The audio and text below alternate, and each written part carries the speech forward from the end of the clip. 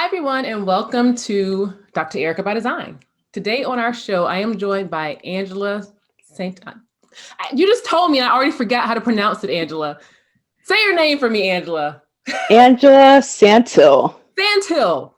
Yes, I swear I practiced this, guys, before we started. So, Angela is a budding entrepreneur just like me. And after leaving her job in 2019 with no idea what she was going to do, Angela is now able to step into this amazing role of CEO, right? And she now has the skills to just live the life that she was meant to live and live on her own terms. And today we're going to be chatting about this concept of being a budding entrepreneur because not everybody is at the six-figure level, not everybody's at the multi-million level yet. We have to start somewhere. And that's where we're going to focus our attention on today. So if you are a budding entrepreneur, get ready. If you are a seasoned entrepreneur, stay on, stay. You might learn something. You never know. So, Angela, welcome to the show. Thank you for having me, Erica. So excited to be No here. problem, no problem. So, Angela, we talked about you leaving your job last year, like just like me, and becoming free. Hallelujah. I know. Way How overdue. way overdue? What took so long? Well, for me, it was kind of the case like I started my job in 2015 and I wanted to leave in 2019, but I was still kind of like, okay, like let me hang on a little bit longer.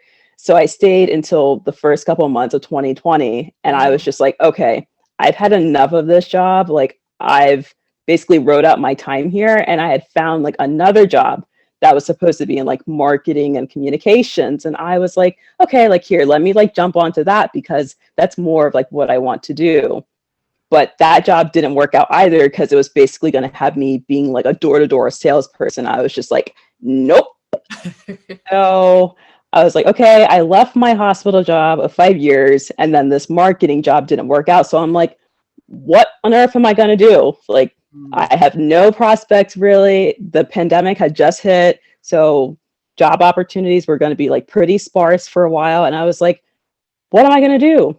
So I went, of course, like to the internet and I started like watching a series of like different webinars and everything. And I saw people like doing stuff online and I was like, okay, that sounds cool, but like, can this actually happen? Like, I don't know if this is a scam or not. Mhm. And then I found like a solid group of like a few people. So I was like, okay, like I think I can actually do this. And then I found a program in digital marketing. And I was like, okay, like this equips you with like the different kind of skills to be a digital marketer. So I took like the initial steps of the webinars, then I got a certificate in digital marketing.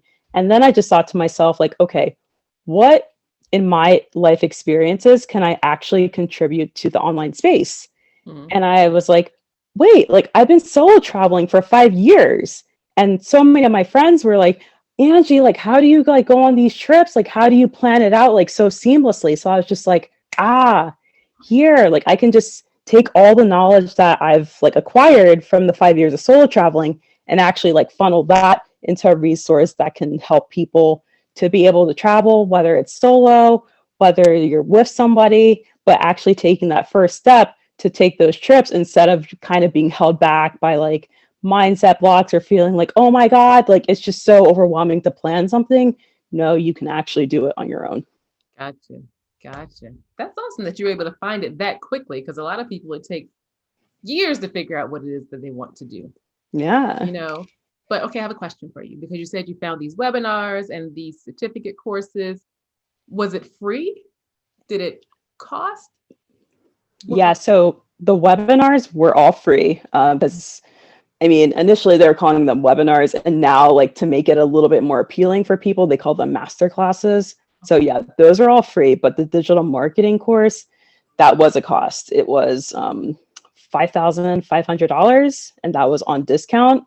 But it's great because even though like they give you like an overall survey of digital marketing, you learn like all like the core concepts. So like search engine optimization, Google Analytics, like you learn about Facebook ads and all that stuff.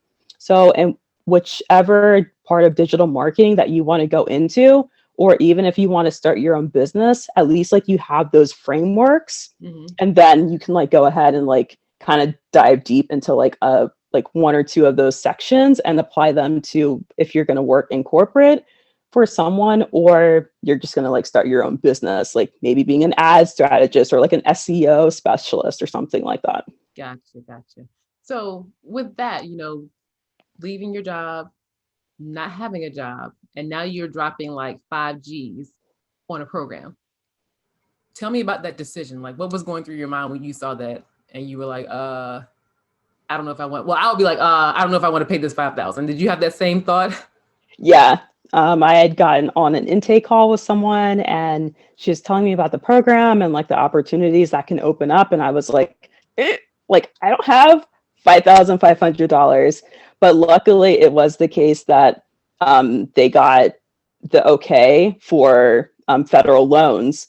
So I was just like, okay, like, I went through like a banking company that like connects like back to like, well, not federal loans, like private loans or whatever. And I was like able to set up a payment plan. So like I do like the interest only payments right now, and then you can just start paying off like the rest of the loan over time. So I was just like, oh, okay. So at least like I have like a payment avenue instead of just like shelling out 5G.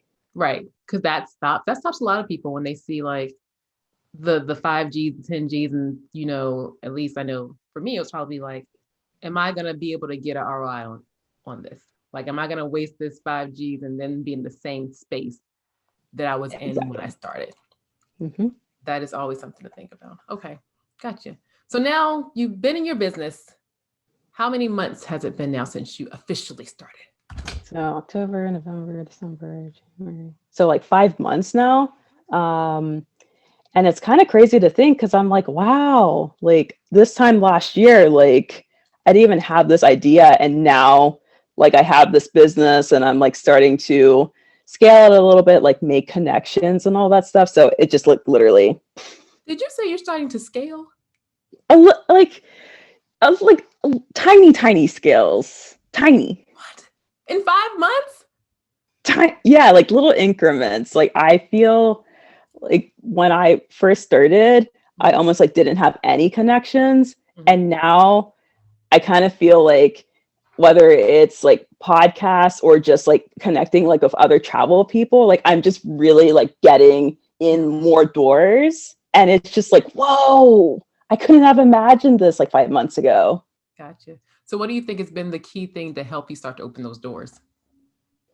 I think just putting myself out there a lot more because naturally, like I am very introverted. And I was thinking to myself too, like, okay, like I'm a new entrepreneur in this space. And like, even though like I feel like I'm the sauce of sorts, like you kind of have to get yourself out there and get people to like know, like, and trust you. You just can't just be like, okay, like here, I'm dropping this product or like, whatever you're doing and just kind of expect people to flock to it. Like you have to be able to give value and actually show people a part of yourself as well. Like you just can't like be behind like a veil. Mm-hmm. Gotcha. So from a fellow introvert, because that's so many people, people are probably listening like, Erika, you are so not an introvert, but I really, really am.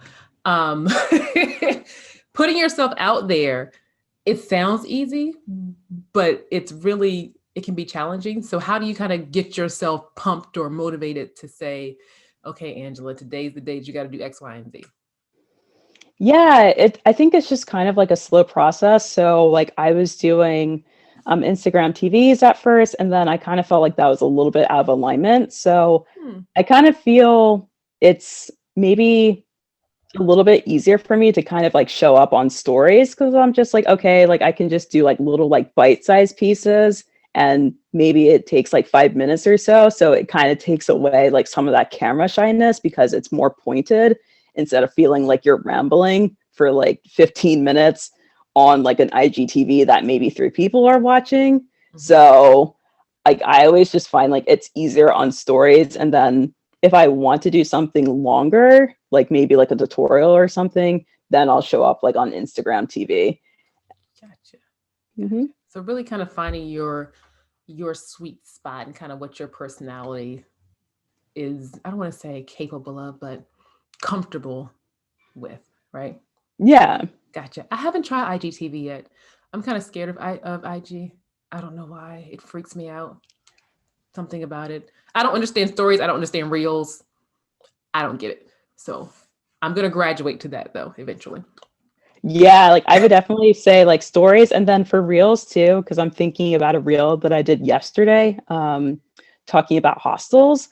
You don't necessarily like have to show your face. Like I didn't. I actually put a picture of the gathering area, like where my hostel was, and then I listed off tips there. So you just want to be like inventive and you just want to like make it really fun because if you're not having fun like doing like any kind of content, then you're not going to be bringing that value that you should because it's not in alignment with you and you're not enjoying it.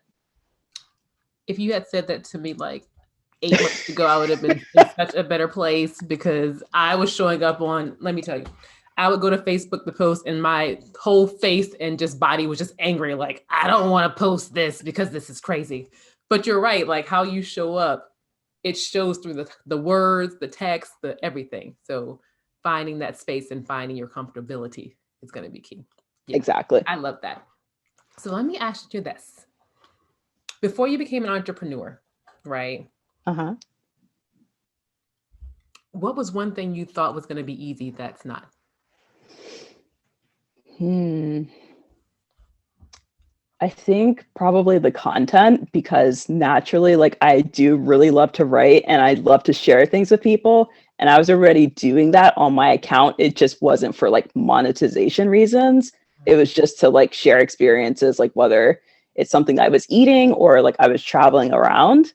So I just thought like, okay, like when I'm an entrepreneur and everything, like it should just be seamless, right? Because I've been doing this for like 4 years, but kind of like when you put that entrepreneur stamp on it and you're trying to monetize it, it becomes a little bit harder. It's like, okay, like how is the conversion on it? Like, are people engaging with it well? And you start looking at the analytics and trying to be strategic about everything. Mm-hmm. So I think that's like where I got like a little like tripped up. Okay. Has that changed now? Have you overcome that trip up? I think like a little bit, like I've changed my content strategy like over the last couple months. And now it's kind of cool because like so I'll go through like what I plan for my week. So usually for Mondays I do like a motivation quote and then Tuesday like I just implemented like a Tuesday talks type thing. Mm-hmm. So I just like talk about like maybe like something in travel news or like a really cool podcast that I discovered or like any other kind of news and just like get people's opinions and feedback on that. And then Wednesdays I usually do a reel. Thursday, so today like I'll go on and I'll do like a travel tips Thursday type thing.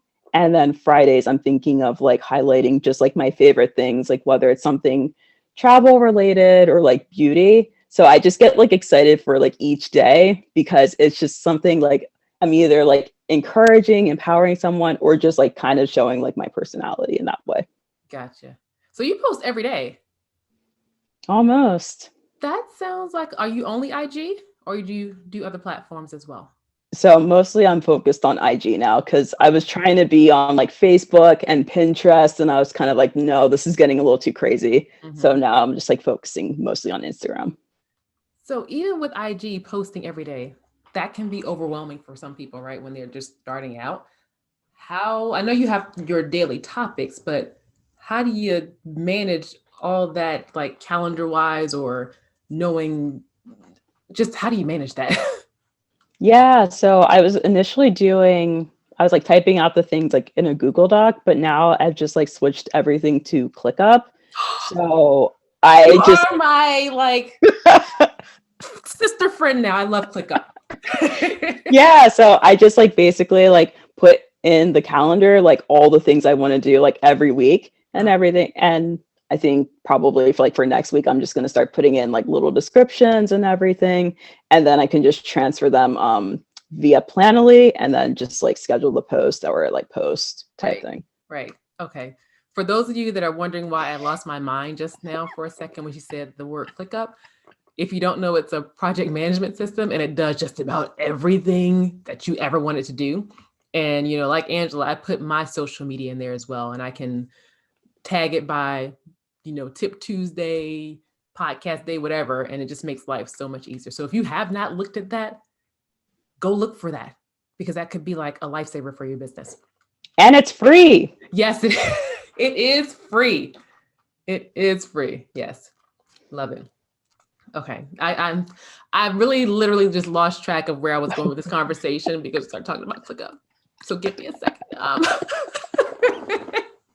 So we talked about like your journey and kind of what the myth was. I'm going to switch up because I don't know where I was going. So this is a whole new question now. So what's been the most exciting part about your entrepreneurial journey thus far?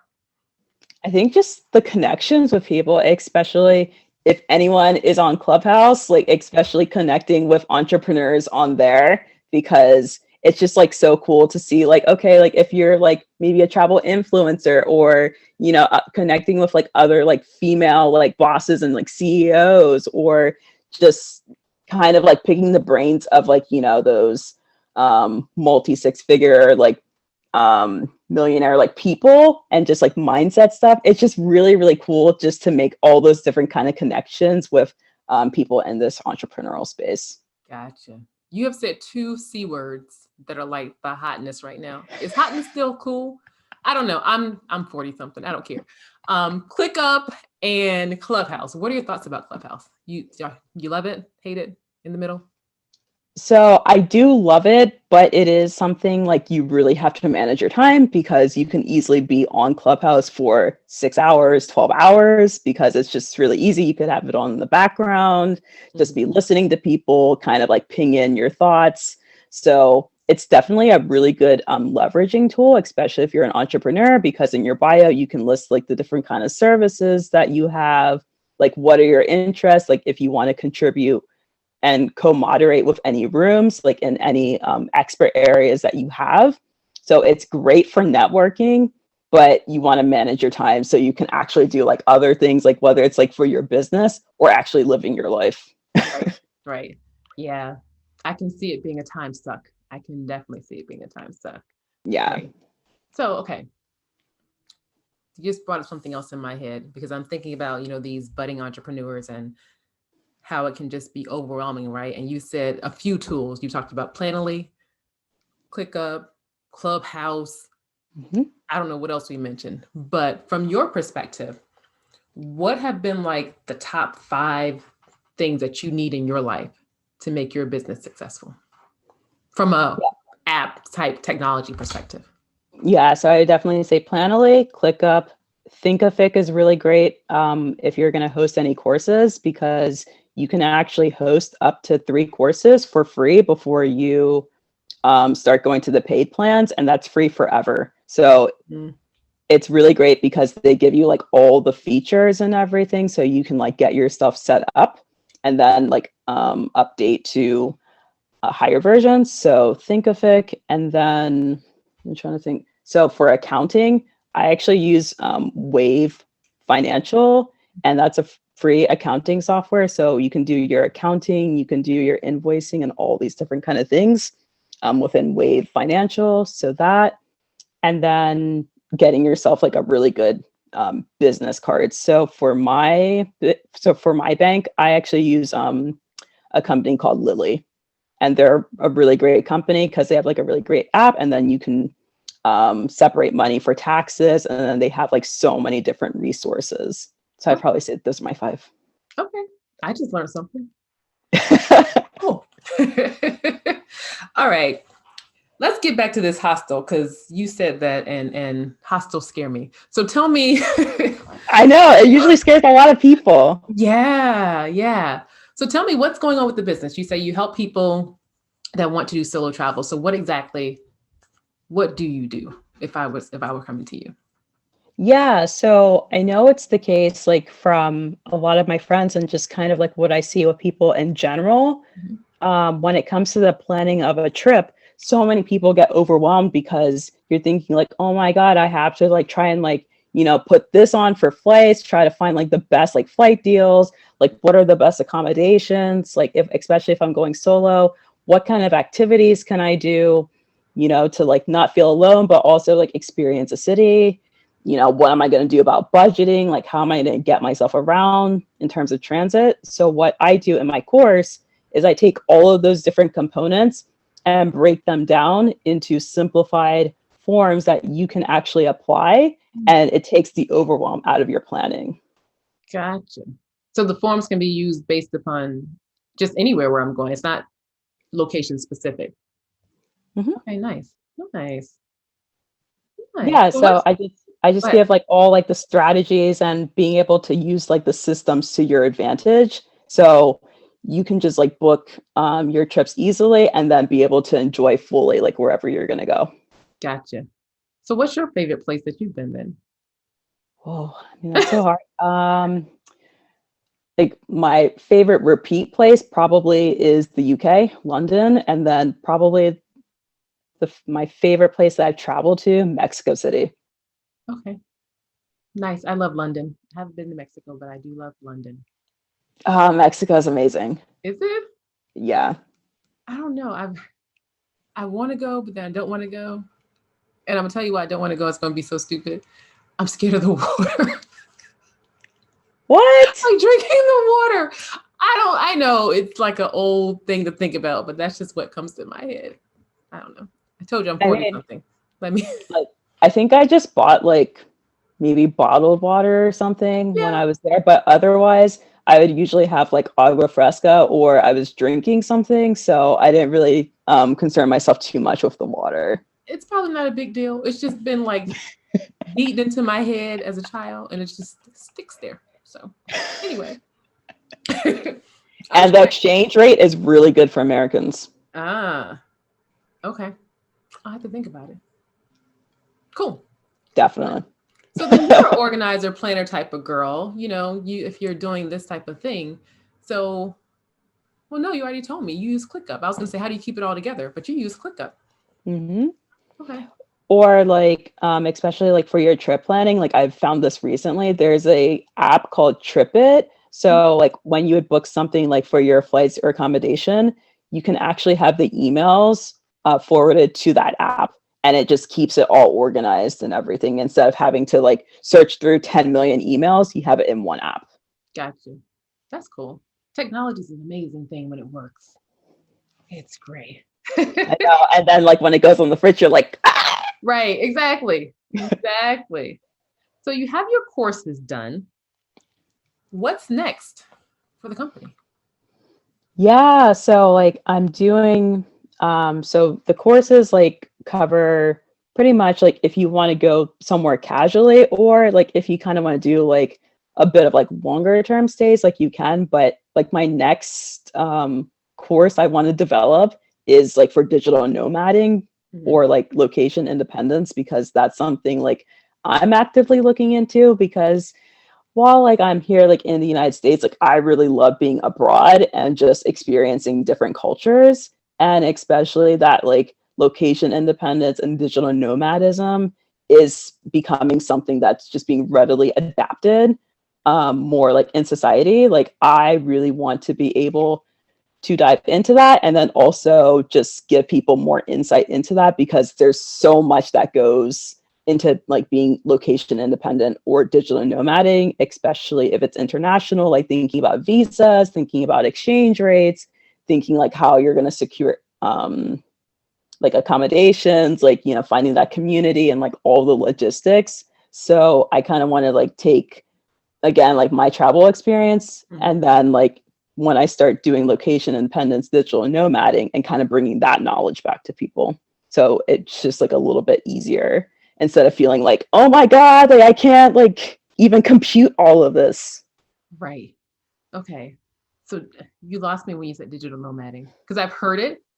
And is it just I want to go live in Peru for 5 months? And is that what digital nomading is? Yeah, Okay. basically. Or some people like they may just like completely like leave like the area that they're from, like so say the United States, and then maybe you go to Peru and you're thinking like, yeah, I don't really want to come back to the United States. So you might live there for months or years, Mm, especially like, if you apply for residency, but it's more like you're in places for like select periods of time type thing. okay.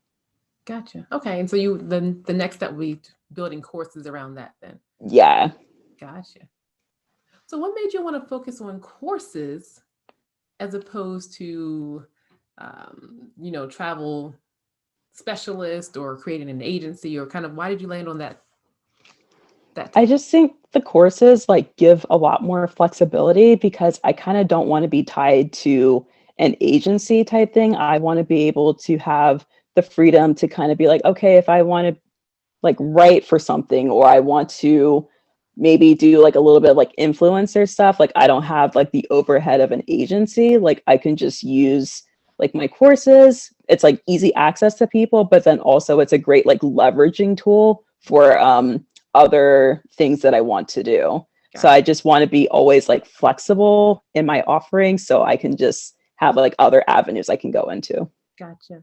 So where are you going next? Because you said you want to start digital nomading. Where are you heading?